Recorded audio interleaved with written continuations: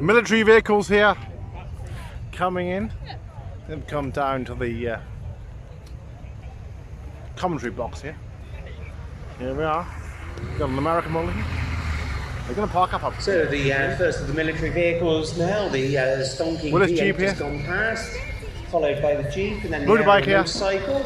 We will be going out to have a chat with the owners, once they've parked up through the centre. More coming around here.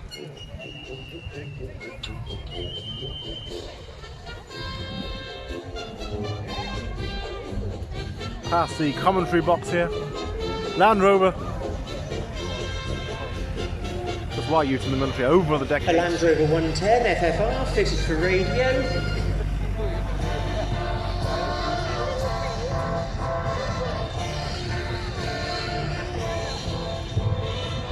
A few more coming around here.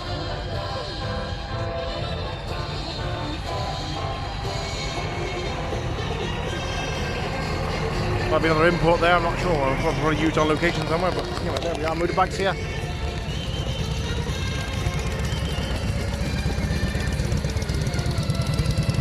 So yeah, it looks like they're just starting to park up through the centre. Another man. So as they're coming into the arena, German.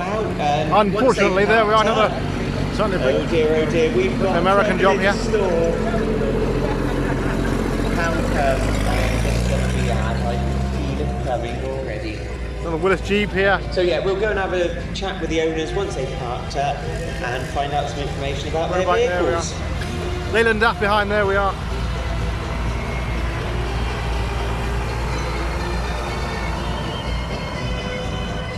Another Willis Jeep here, a few American models here.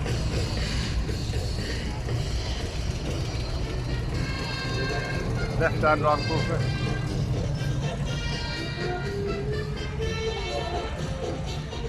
Might be a few more coming around.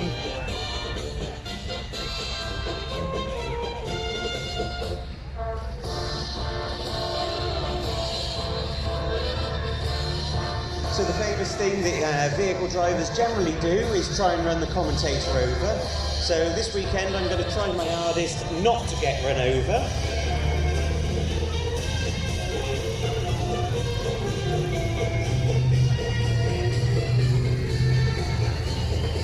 What a fantastic selection of vehicles we've got here at South Cerney this weekend.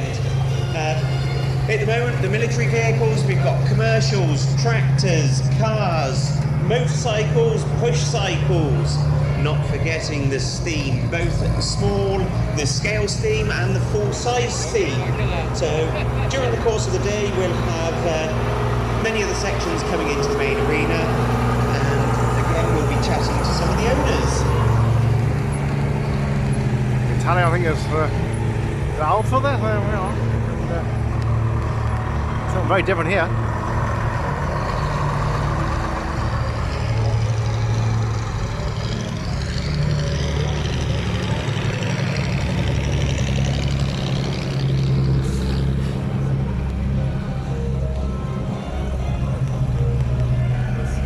Set an Atkinson there, possibly. There we are.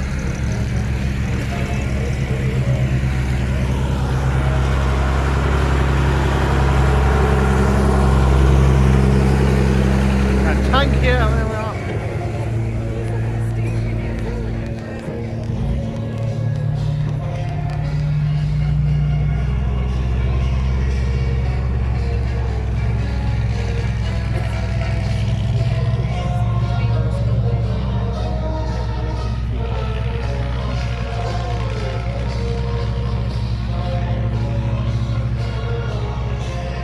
Parking up here. Somehow I think we've got some feedback going on. Look at that. The sound engineer's on the job. Fantastic.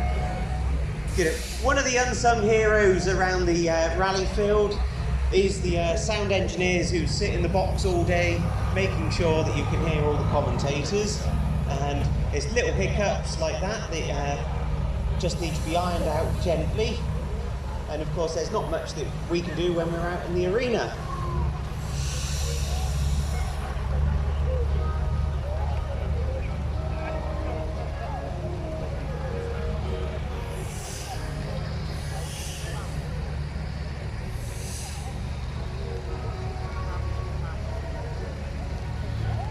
got the abnormal load here. Escort vehicle. Ford Transit. So as you can see, some of the bigger kits coming in now. The Scamels, I don't know whether we've got an Oshkosh going on. We've got no Oshkosh this weekend. Based abroad. So I'm going to start at the first in the lineup just to try and keep the German, I times think, tight, possibly. because I do get sort of collared with a board which says 10 minutes and 5 minutes remaining. So first of the vehicles in the lineup.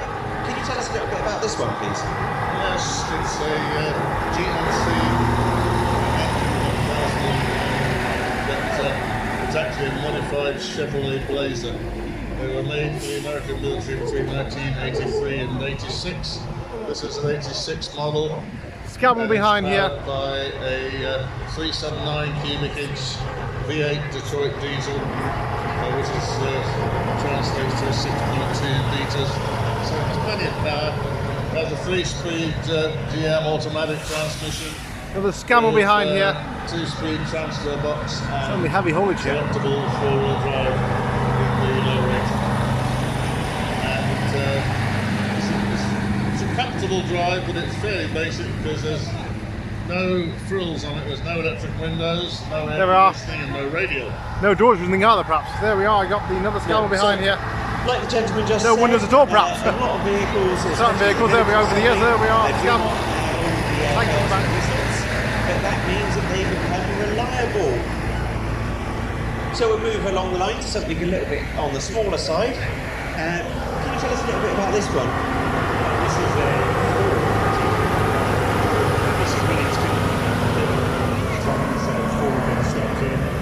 this is made in June of 43. Foden here, there we are. And there was a pile of bits 2 years ago when we built it. Quite a few of those seen in the commercial section. Foden, there we are. Sadly taken over by a man. Thank you very much. So no longer producing in this country. About acquiring vehicles that are in pieces or boxes of bits. Scamel there.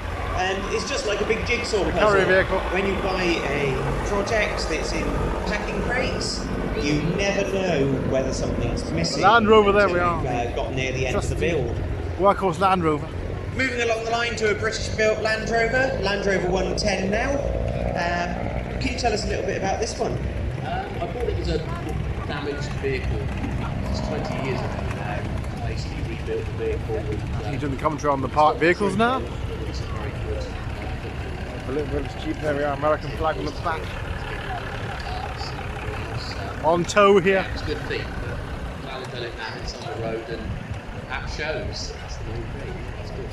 No, lovely example. Thank you very much. Looks like I'm going to One steer thing it there. I noticed, the gentleman's got a younger person in the passenger seat. 110, I think, before the Defender. That just reminds me to remind you maybe all the that Defender, the so the future K of Reg preservation lies possibly there with we the are. younger generation. And more Without getting the younger generation precision here as involved, well. then unfortunately we don't have a sort of evolving cycle of preservationists. And to see people encouraging the younger generation is really heartwarming and uplifting to see that we've got the next generation in the making. Look at that. Well, I run quite a tight policy because of time as well. If someone runs away from, do not get any ideas up there. If people run away, then I don't do much talking about their vehicles. I don't know about that. This is a 1943 Jubilee Deuce and a half. Coming down the line. Called CCK W353 long wheelbase. The hard cab down there is an earlier version, and due to material shortages, they decided in their wisdom to turn them into a convertible, cut the roof off, cut the doors off. So this is just a more modern version of the hard cab. It represents the Red Bull Run, where we supplied from the beaches to the front line. The drivers were Afro-Caribbean, officers were GIs, Americans, but the bulk of the drivers were all African-Caribbean. And the Red Bull, because the front line kept moving, the Red Bull keeps moving, so they had a one-way system where they supplied 24/7, 24 hours a day, fuel, ammo, supplies, continual night and day. That's what kept Patton's army able to move with the speed that they had. So this is in recognition of the brave drivers and what they did for the war effort in Normandy. So we are members of the 514th reenactment group. So if you go to a big military show, you'll see the guys, and it's just like you're back in 1943. Woody there, he's got 250 jerry cans that he carries in the back of his deuce and a half. So you can imagine his head is ringing by the time he gets to the destination. And we drive, these are not put on a low loader, we drive them cross country, hundreds of miles to all the shows. And then for the weekend, we relive the history. Living history is important to keep the younger generation interested, but to tell them exactly what happened. And this is proof of the pudding. So, thank you. No, thank you very much. And again, it's that thing about providing the history and going forward and preserving and reminding people. Because unfortunately, a lot of things get lost in time. And if we don't have people like this fantastic bunch that are coming round to the shows, we don't get the history, and we don't get the tuition, so it's handed down. We keep it real because we've done engine rebuilds and gearbox changes in the field at shows because they've had problems come along, so we literally would have done what they did back in the 1940s, and it's great to be a part of that and keep it going. No, brilliant, thank you very much. It is lovely to see something that's slightly different on the rally field, and I haven't actually seen that one. So, thank you very much. On for a man, there we are. The mighty Scammell now. Used by Rome Police. Scammels were pretty much a mainstay in the heavy vehicle department for the military. Can you tell us a bit about this one? I've only owned it about 3 years or so. It's a case of it's local anyway. I bought it from an older gentleman at Chedworth, Dave. Got a 12-litre 6-cylinder Rolls Royce C6 in it. It's ongoing restoration. We've had to rebuild rear axle, front axle, and just going on from there really. But hopefully I have another truck up here next year as well. We've got a Bedford RL as well. So we'll have that here next year as well. No, fantastic. Thank you very much. Once upon a time, I owned a Scammell Crusader with the Echo recovery gear on, and what a fantastic piece of kit that was. I'm now next to the second to last in the lineup, and I've been left a little note on the door. This is fantastic, you know, the way that they sort of run away but want to be spoke about. So we've got a 1957 FBW now, an AX40. It was built for the Swiss Army as a radio truck, and it was one of only 19 produced with this particular radio body on. So to the owner, I'd like to thank you wherever you are for leaving a little note. I suppose I ought to give you the benefit of the doubt because I don't know why you've run away.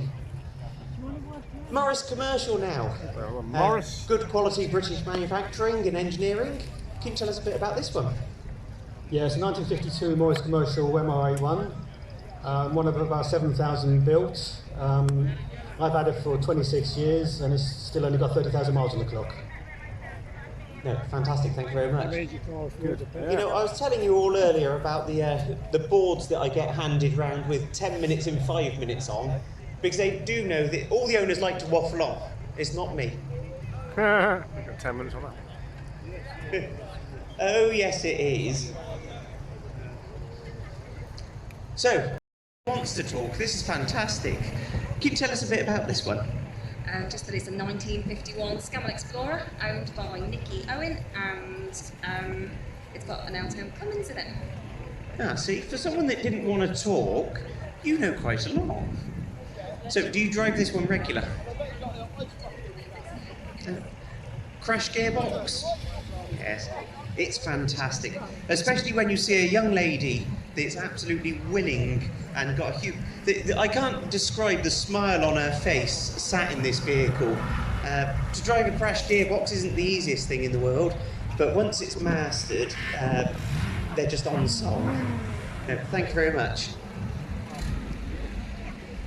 Well, the front vehicles are leaving the ring here to see the vehicles behind, and hear the commentary.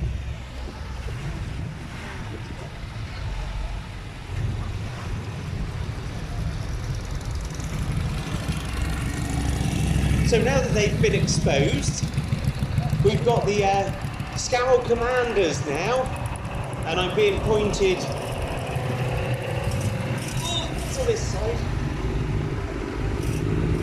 No, well, it's almost like we've almost got a fight going on here.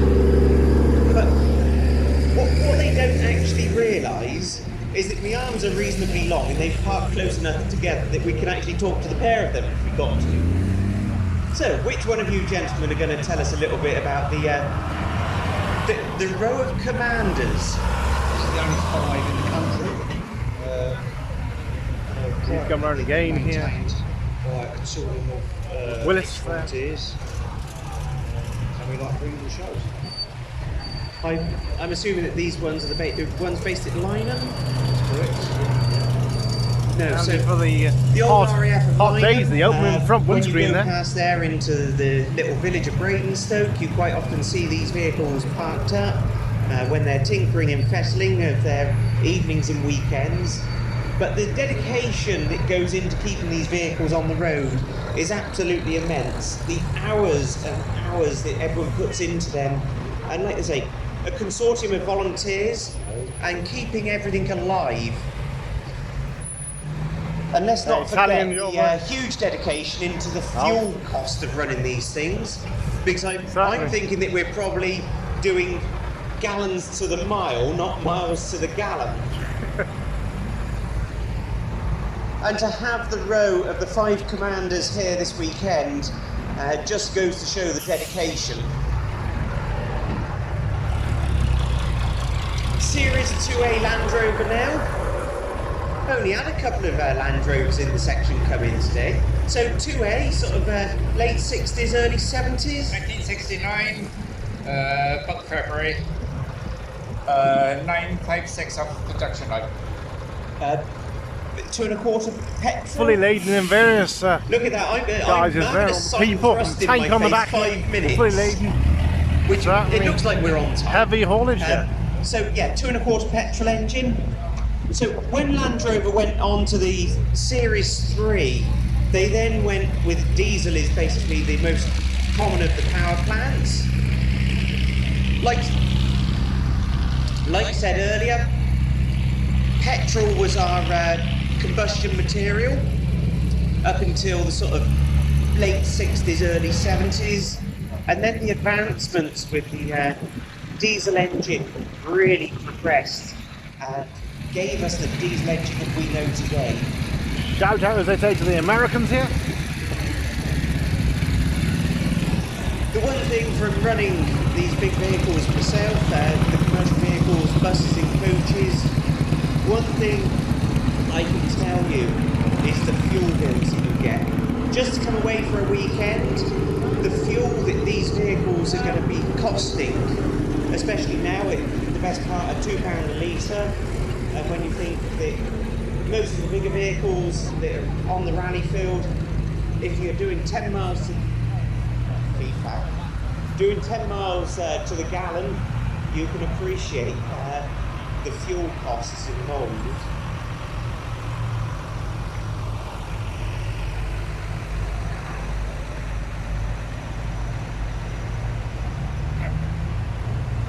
Certainly £2 a litre now, just under. It might go down a little bit, but certainly not very much. Really, what's happened with this war in Ukraine and everything else, all the costs going up.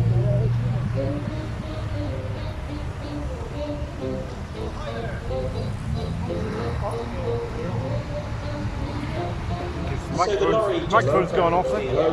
Abnormal load escort plan. You can see again a bunch of budding preservationists in the back. Please give them a wave and show your appreciation to their dedication to learning the tricks of the trade. Well, hi there, ladies and gentlemen. It's great to be back here at at South Cerney. I hope you're all having a fantastic time. It's been a while, hasn't it? We've all been through so much over the last few years, and there were times when I thought we wouldn't make it back here, but we are.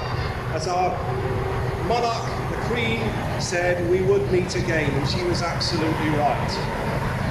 Well, first in 3 years here. To be talking about Glenn Miller here today, because actually this very weekend, 78 years ago, one of the most famous people on the planet landed on this airfield with the band of the AEF, and it was his only appearance in Gloucestershire. He arrived from Bedford on a plane here, travelled up with the band to Cirencester Park, and there they played 2 concerts for the injured GIs, the hospitals up there.